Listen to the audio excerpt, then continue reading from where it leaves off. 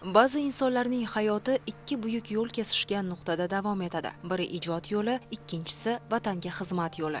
Bu ikki yo'l uyg'unlashganda esa insonning har bir satri, har bir fikri xalq qalbiga yetib boradigan kuchli so'zga aylanadi. Ana shunday ijodkorlardan biri ustoz Zulfiya Yunusova. U 1999-yildan buyon O'zbekiston Respublikasi Mudofaa vazirligi Axborot va ommaviy kommunikatsiyalar departamenti Vatanparvar birlashgan tahririyatida maxsus muxbir sifatida faoliyat yuritib kelmoqda. Uning maqola va ochirklari harbiy qism va muassasalarda, dala o'quv maydonlari, jangovar tayyorgarlik jarayonlarida yozilgan bo'lib, vatan himoyachilarining jasorati va fidoyiligini o'quvchilarga yetkazib keladi. Zulfiya Yunusova haqida gap ketganda, biz ko'z oldimizga eng avvalo mehribon, fidoyi ustoz ko'z oldimizda gavdalanadi. Vatanparvar birlashgan tahririyatida aynan Zulfiya Yunusovani biz ustoz ijodkor sifatida mana shu tahririyatda yozgan maqolalari, ijod namunalarini katta bir qiziqish bilan o'qilayotganini barchamiz juda ham yaxshi bilamiz. Xalqaro xotin-qizlar kuni arafasida Zulfiya Yunusovani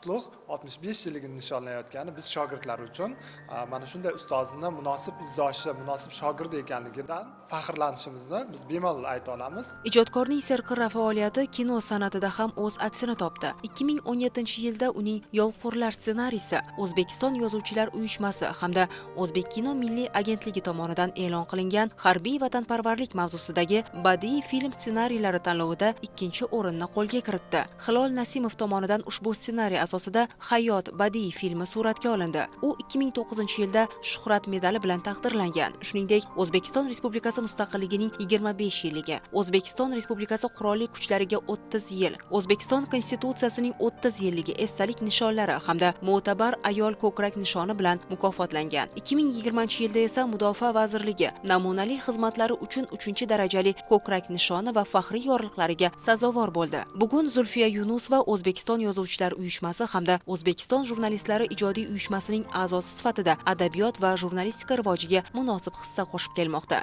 8-mart Xalqaro xotin-qizlar kuni munosabati bilan o'tkazilgan tadbirda muhtarama ustozning 65 yoshga to'lgani rahbariyat hamda ijodiy jamoa bilan birgalikda tantanavor tarzda nishonlandi.